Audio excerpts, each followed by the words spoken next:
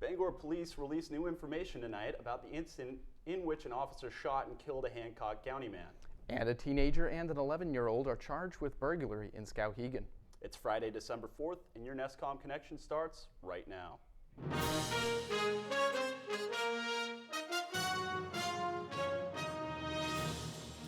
From the campus of Husson University, this is your NESCom Connection. Hello everyone, I'm Connor Newton. And I'm Calvin Cutler. Police in Savannah, Georgia are searching for suspects in a shooting that left one person dead and 3 others wounded. Officers were called to a shooting early Thursday morning. When they arrived, police found all 4 victims suffered from gunshot wounds. A 34-year-old woman died at the scene. The other 3 victims were hospitalized with non-life-threatening injuries. Authorities believe there are at least 2 suspects. They say the shootings are a result of what they call group violence. The cops actually only just maybe 100 yards in front of us were hiding behind their cars with their guns, so we didn't even have as much cover as them. Police say they are looking for 2 suspects. No one is in custody at this hour. The shooting and one in California earlier this week have many of us on edge, and that includes the Husson campus. Joining us from the newsroom is head of security here at Husson University, Bessette. Mr. Bessette was with the state police for 29 years before joining the Husson earlier this year. Mr. Bessette, should students be concerned about the possibility of something happening here? I actually would term it more in the phraseology of being, they should be aware. Aware but not fearful. We do need to be aware that something like that could happen anywhere at any time. But we're in a relatively safe area. Maine has recently been identified as one of the 2nd most safest states in the country, and we're very fortunate that our university is within the confines of the 3rd largest police department in the state of Maine. We do promote that folks should always be aware, and by being aware, we realize it takes a whole community together to keep a campus safe, and so we promote that if someone sees something, they should say something, and again, aware but not fearful. If we're fearful every day, then we're giving into what it is some of these groups are trying to accomplish. Is Husson University taking any special precautions to deal with security threats on campus? Absolutely. The one thing I'd like to point out is that planning for safety or planning for security is not a static process, it's dynamic. It's something that changes and evolves all the time. As recently as this week, I've just completed a first draft of a new emergency response plan for the university that will be going through a vetting process in the near future. And then once that has gone through its vetting process, then we'll work on the process of getting that information out to the students, faculty, and staff. And how would you say the increasing trend of shootings across the country are affecting the Bangor community? Well, I think unfortunately we are seeing an increase in these types of activities across the country. And it has both a positive and a negative effect. The positive effect is that it does come to the forefront in folks' minds so that we're more vigilant than we were perhaps at a time where they weren't happening with as much frequency. The negative part of that is that, again, we don't want people to come to the university or to our community being fearful every day. We want them to know that there is an active safety and security plan in place here for Husson University, and that they know that they are in a secure and a safe place. Well, Mr. Bessette, thank you very much for joining us. Yeah, my pleasure. New details today on the Tuesday shooting in which a Bangor officer shot and killed a man at a traffic stop. Jackie Hilton has more. Jackie? Thank you, Calvin. According to Bangor Police Department, witnesses located around where the shooting took place at 1105 Hammond Street allegedly heard gunshots from multiple gunshots. The officers identified as Officer Ryan Jones. Police say Joshua Josephowicz was in possession of a loaded firearm, which was discharged during the incident. The office of the chief medical examiner determined that the result of Joshua's death was due to multiple gun wounds. Calvin? So, Jackie, what will happen to Officer Jones? Police say Jones is on administrative leave following the shooting while the incident is under investigation. Calvin? Thank you very much, Jackie. Police are charging 3 people, including an 11-year-old boy, with burglary and other offenses. The Skowhegan Police Department says that Wednesday morning, 20-year-old Tia Corson and 19-year-old Bethany Thabarge were arrested on charges of burglary, theft, and cultivation of marijuana in their Skowhegan residence. An 11-year-old boy who lives in the apartment below the two women is also charged with burglary.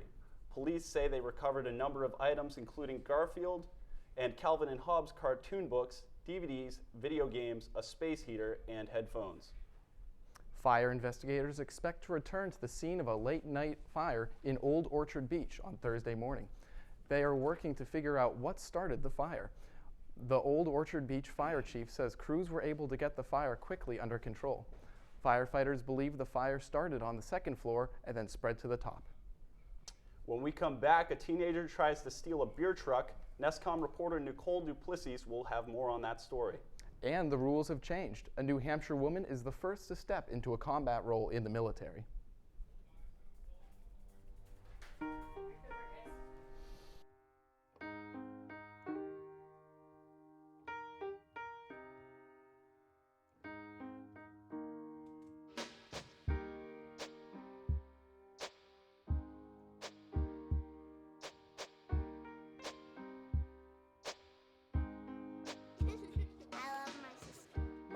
Doesn't see race.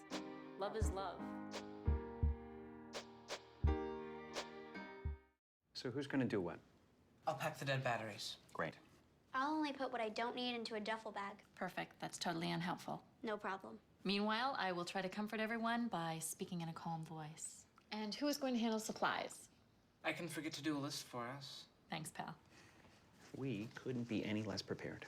I'm proud of you guys. Talk to your kids about who to call, where to meet, what to pack. Visit ready.gov/kids for tips and information.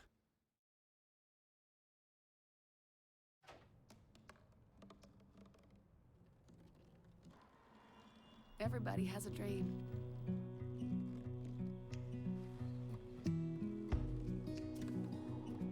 Mine was to see the ocean. And with a little help, I made it.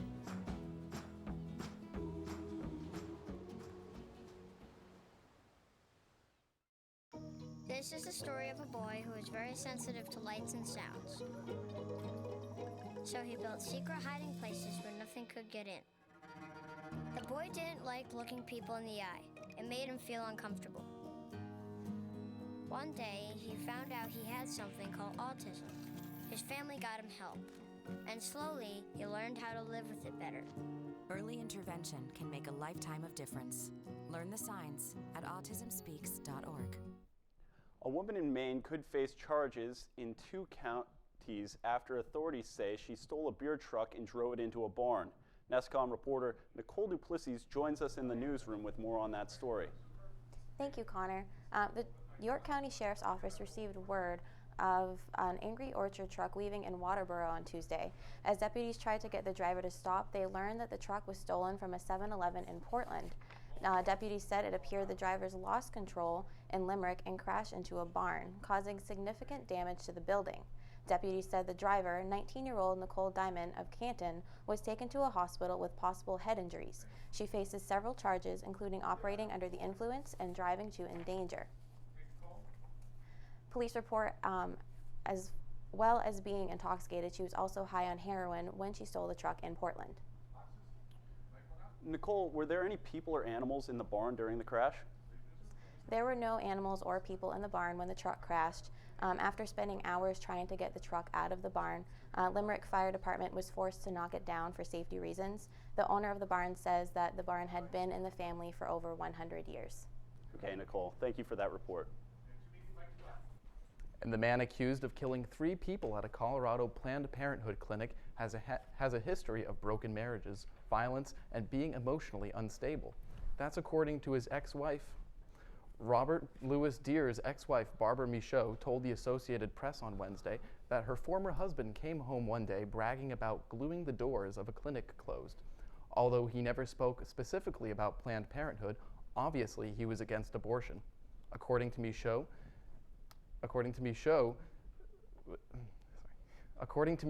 Michaud was the second of 3 wives, and she described him as angry and isolated. She says he would ignore her for hours, go on gambling trips, and suddenly explode in anger at home, kicking her and pulling her hair.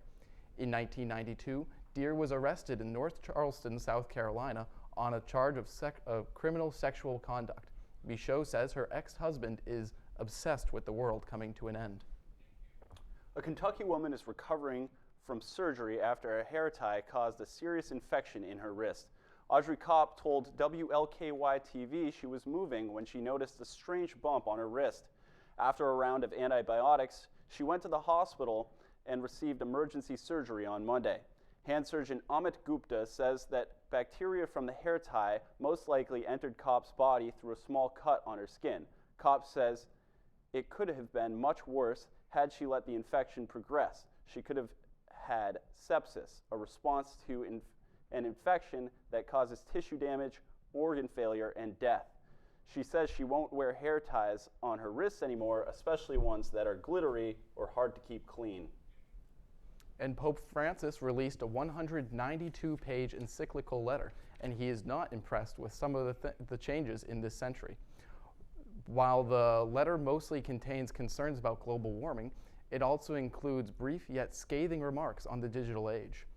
Pope Francis wrote, when media and the digital world become omnipresent, their influence can stop people from learning how to live wisely, to think deeply, and to love generously.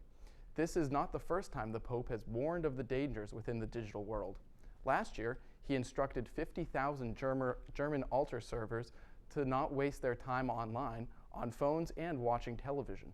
He says that these things should simplify and improve our lives, but should not become a distraction from the more important things in life. All U.S. military combat positions are now open to women. This historic announcement came Thursday from the U.S. Army Defense Secretary. It was exciting news for one Army National Guard member.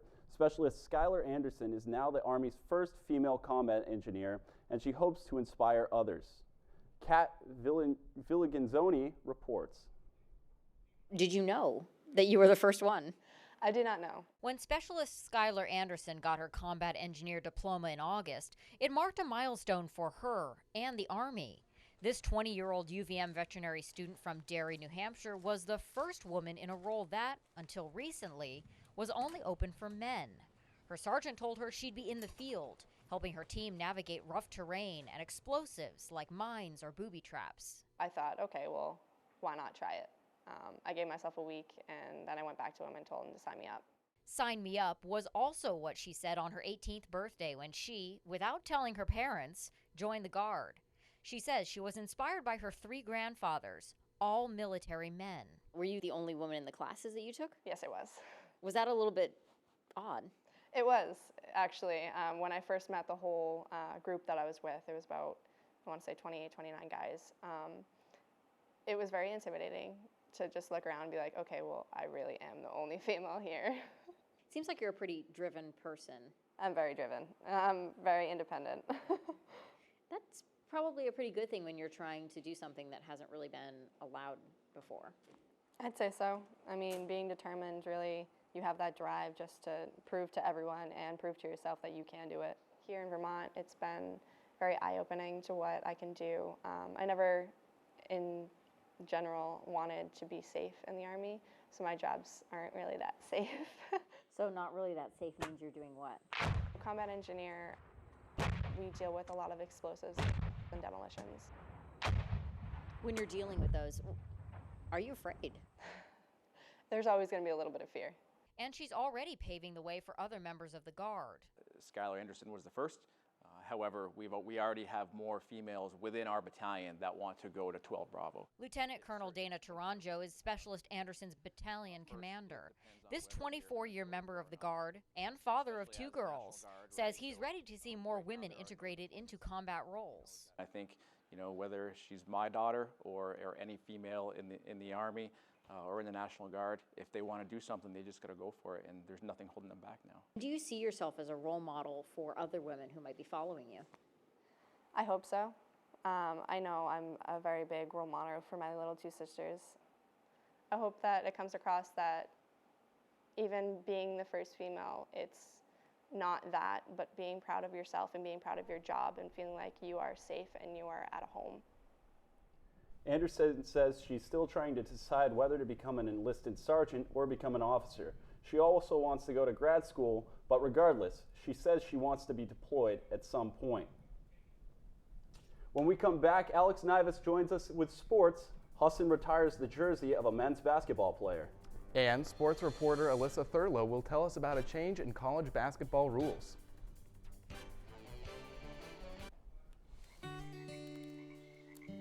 I see it! There are some moments only the forest can inspire. Find yours at discovertheforest.org. Everywhere that we go, he makes people laugh and makes people smile, and I feel like I have that quality. He's the one who always takes me fishing. I watch golf with him. And I watch him cook, because when I grow up, I want to be a cook too. we have the same faces like this. Dad is the one, when you fall, that picks you up. That unconditional sense of presence and reassurance is really what makes him my father.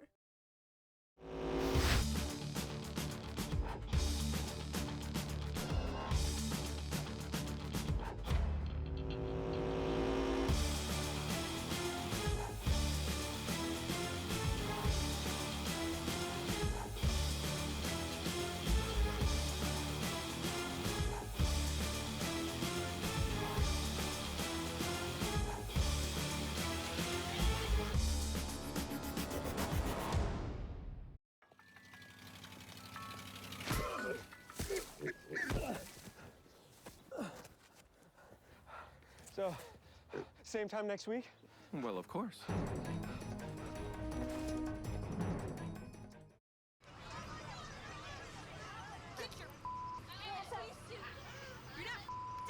Yes, I am.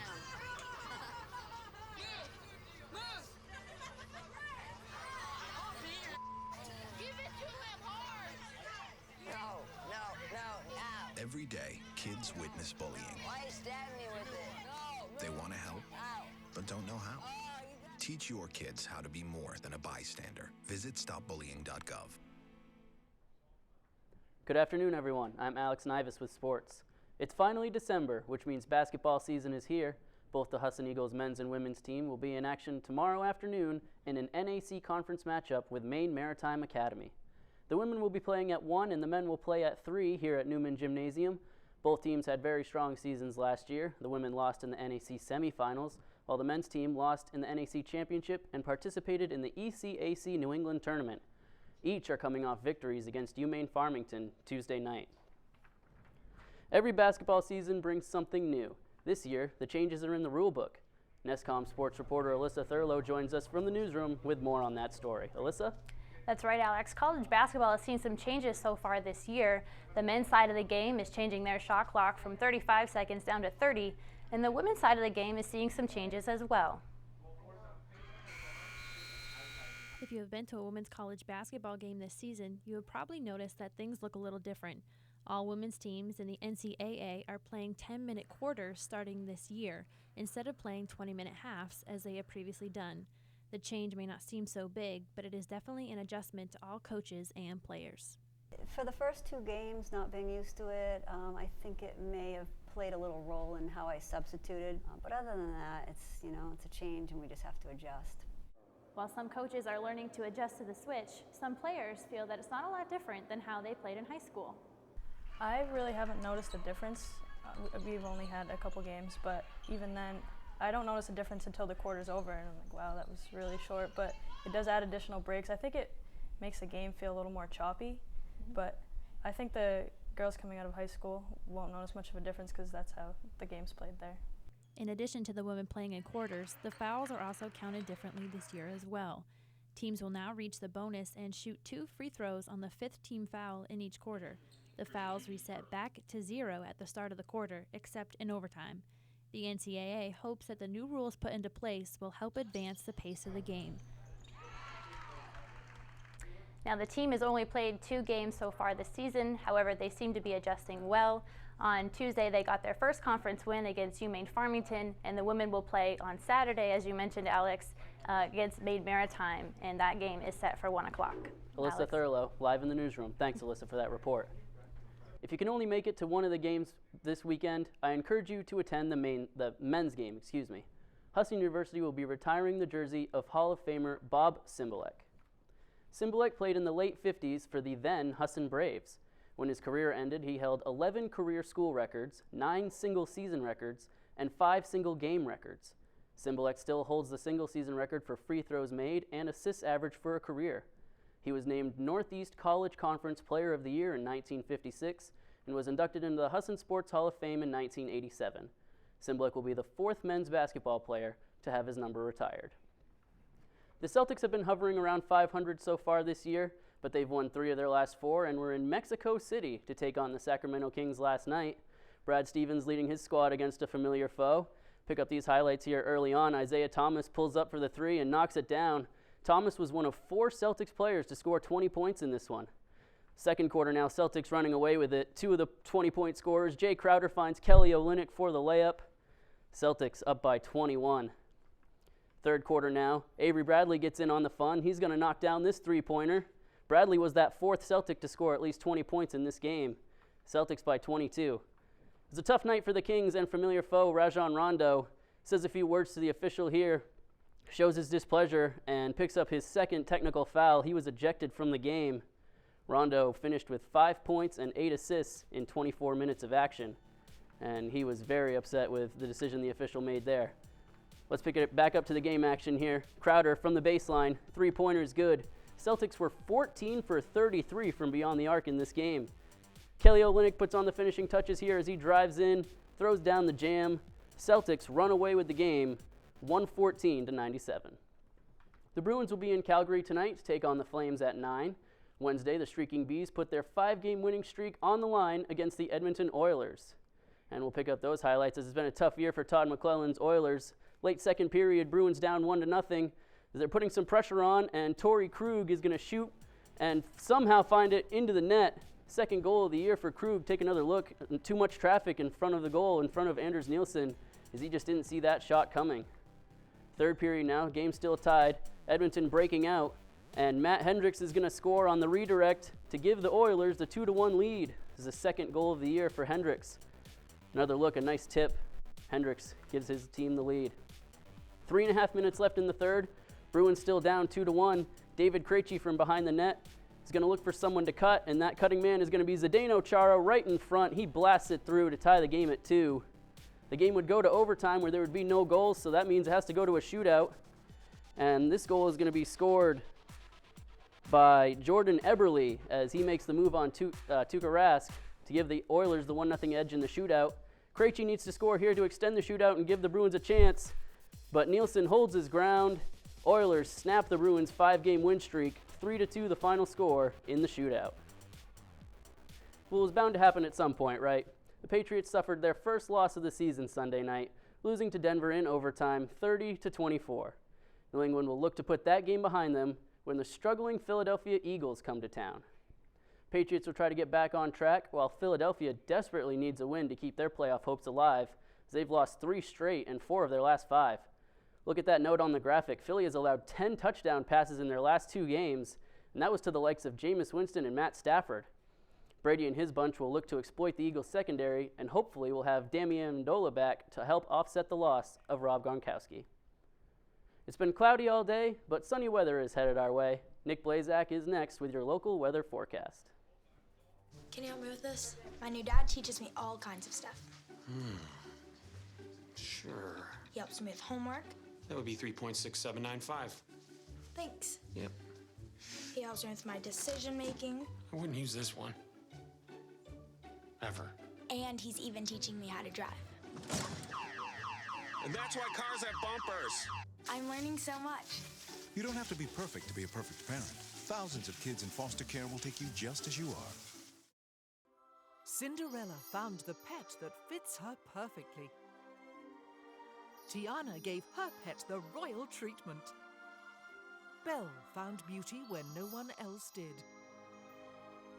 And you can too. Share your heart. Share your love. Bring home your forever friend. Make a shelter pet part of your world. Happily Ever After begins at theshelterpetproject.org. Right, mi cariño. So like I said, everything I learned about cooking, I learned from Grandma's empanadas. Shall we go again? Yep.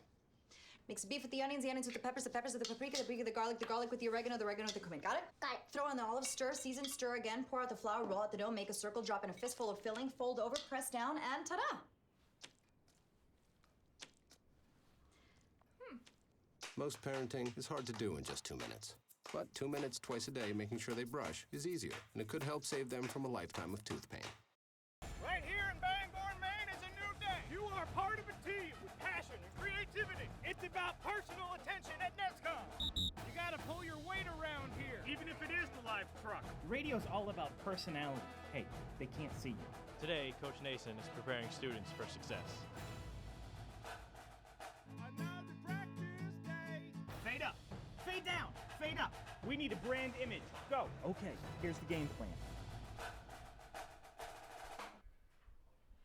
Hello, I'm Nick Blaszcazk, and this is your weather outlook. Taking a look at our WHSN tower cam, you'll notice it's mostly cloudy out there today. We did experience a rain, snow, wintry mix out last night. Precipitation has stopped, but classes have not. Parking is at a premium here at the Husson campus, and hopefully as the weekend approaches, students will find some open spaces and release some of that parking congestion. So we'll take a look at our current conditions. Holton 31, Eastport 33, Bangor 37, Augusta 41, and Portland 45. So they're getting some nice Indian summer-esque temperatures out there. Looking at our national weather map, you'll see we'll start in the northwest. They're going to be experiencing some snow because a low pressure is going to be coming in from the north, coming down. Washington may see as much as 5 inches of snow as we go across the nation here. In the Midwest, you'll notice that kind of in between two fronts, high pressure and low pressure, should be creating some nice temperatures and conditions for them. Should be in the mid-40s, creating some mostly clear skies, sunny, and just great temperatures. In the Northeast for us, well, we're going to be experiencing some more isolated and scattered snowstorms because of a northwest winds coming down from the north. Low pressure front is still upon us, so you might see some snowstorms out there tonight. If you're using the roadways, please exercise caution because the roadways could be a little bit slick out there. Jumping ahead to tonight, we'll take a look at our tonight temperatures. Partly cloudy with a low of 27. Tomorrow, hang in there. The weekend is upon us. Temperatures will be rising, and so will the conditions. We'll look ahead to tomorrow. Mostly sunny, 46 of high and a low of 24. And we'll jump ahead to our 5-day forecast. Partly sunny, 46 degrees high, low of 24. Mostly sunny on Sunday, 45 high, low of 22. Mostly sunny throughout the rest of the week, 41 on Monday and low of 26. Tuesday, mostly sunny, 38 degrees with a high and a low of 26. And Wednesday, a high of 39 and a low of 28. Well, thank you very much for that, Nick. It seems like it's going to be a beautiful weekend coming up. It sure is, and on Sunday it should be a great weekend. And on Sunday, 45 high, should be a great time to go out there, bring the family, pile into the car, grab some hot cocoa, maybe throw the dog on the leash, head down to your local tree farm and cut down a Christmas tree this weekend, all in time to be home for the 425 Pats taking on the Eagles. Exactly. When we come back, we're going to see what's happening in the world of Donald Trump.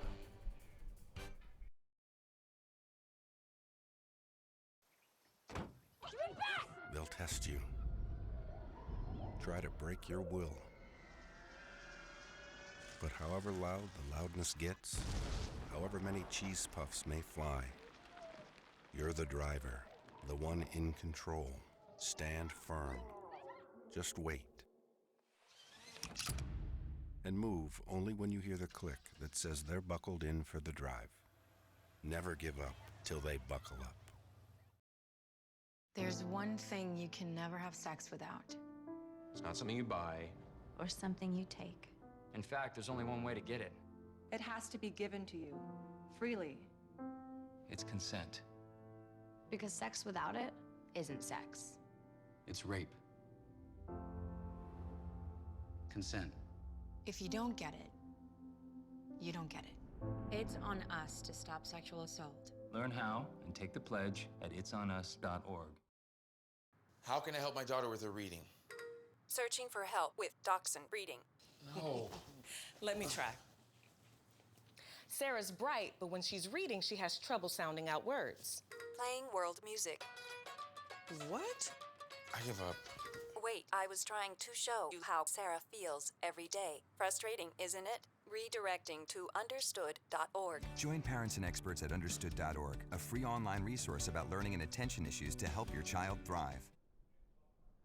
Donald Trump has been a real estate mogul, a reality star, a presidential candidate, and now a coloring book.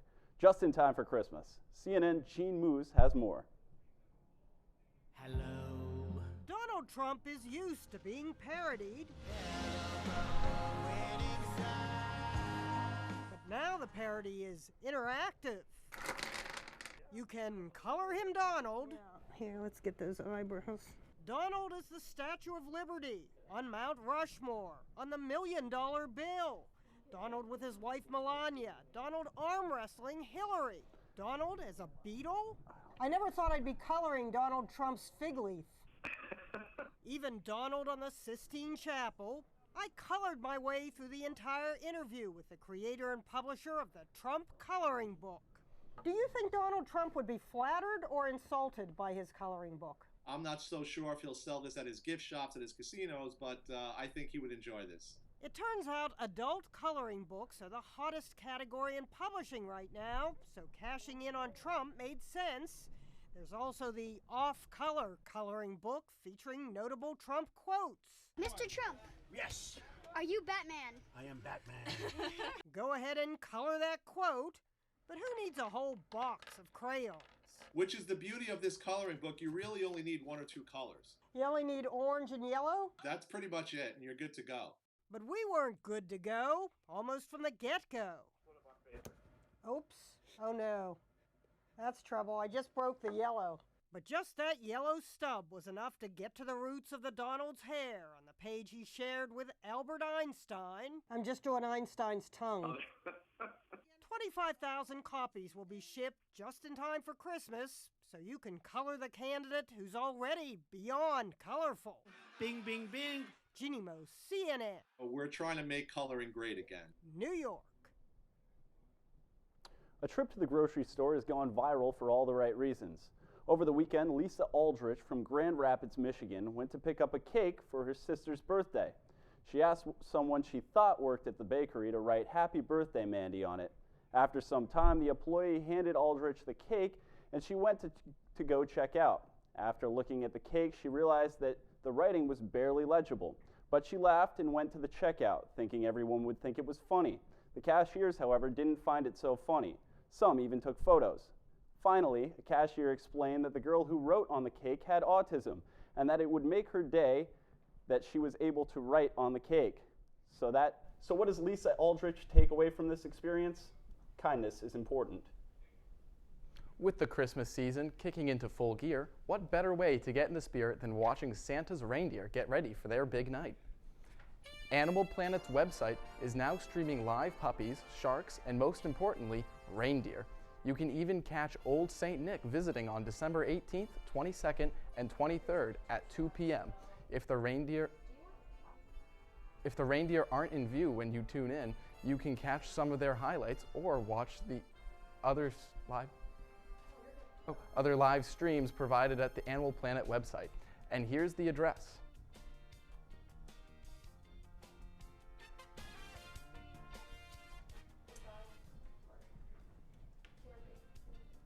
That wraps up this edition of NESCom Connections. For more sports and news, check us out on YouTube. Good night, everyone.